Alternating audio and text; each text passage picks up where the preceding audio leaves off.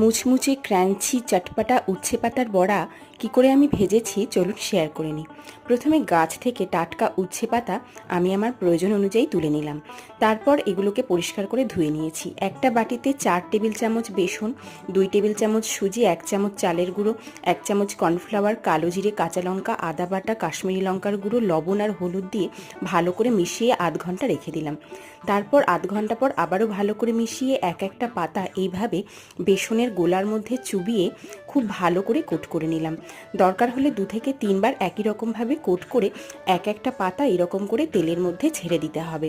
তারপর হাই ফ্লেমে এগুলোকে ভালো করে এপিট ওপিট উল্টে নাড়াচাড়া করে ভেজে নিতে হবে। আমি একই রকমভাবে প্রত্যেকটি পাতা এই রকম করে ভেজে নিয়েছি। রেসিপি ভালো লাগলে চ্যানেলটি সাবস্ক্রাইব করার অনুরোধ রইল। আর নিত্য নতুন রেসিপি পাওয়ার জন্য অবশ্যই চ্যানেলটিকে ফলো করবেন। সবাই ভালো থাকবেন, সবাই সুস্থ থাকবেন। ধন্যবাদ।